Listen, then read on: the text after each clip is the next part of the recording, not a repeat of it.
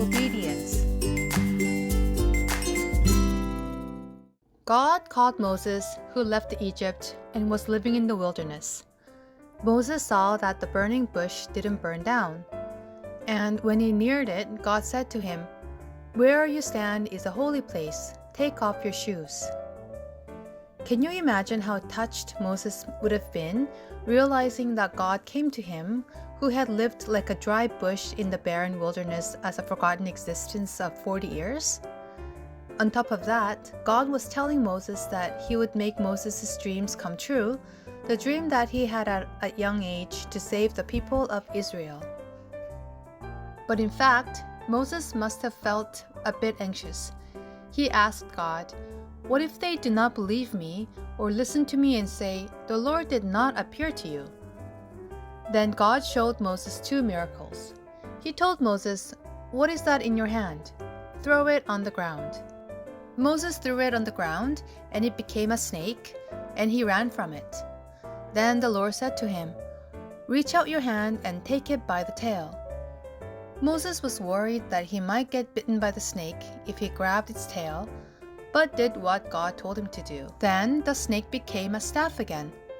God said, "If you show the people of Israel this miracle, they will believe that I sent you." Then he showed Moses another miracle.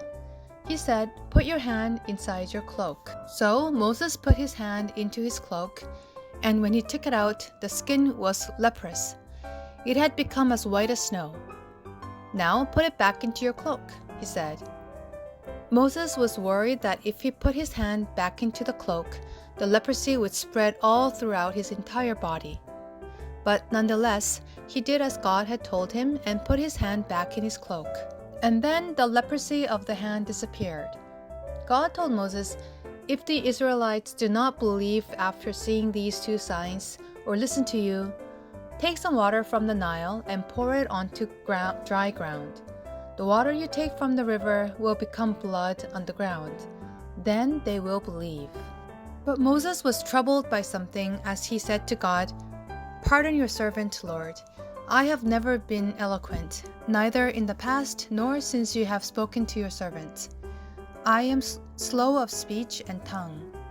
Pardon your servant, Lord. Please send someone else." Then, to this, God told Moses to go with his brother Aaron.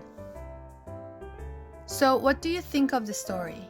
You thought that when God spoke to Moses, he would have obeyed right away and answered, "Yes, God," right? But wrong. Moses was worried about what God said. He even made excuses and was quite troubled about what God requested. And we are just like Moses. As we start this new year, I'm sure we'll worry whether we can follow God's words right. We might make excuses and not follow all the commands right. But friends, do remember this. God encourages us, comforts us, holds our hands, and sends us people who can help us. I wish you a year of obedience through the help of our Lord.